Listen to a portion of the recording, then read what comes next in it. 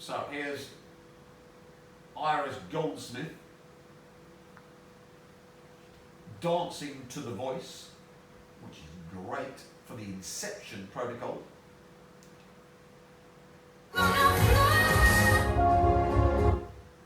Then we can go back to a picture of her. A triangle.